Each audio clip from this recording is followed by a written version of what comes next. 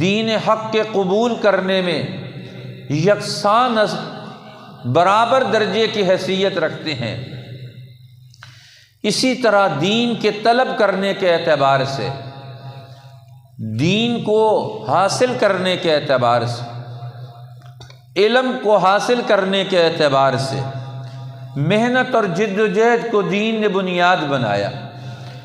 اب وہ مرد اور عورتیں دونوں اس سلسلے میں برابر ہیں۔ طلب العلم فریضۃ علی کل مسلم و مسلمۃ، طلب علم یہ مرد اور عورت دونوں پر فرض ہے۔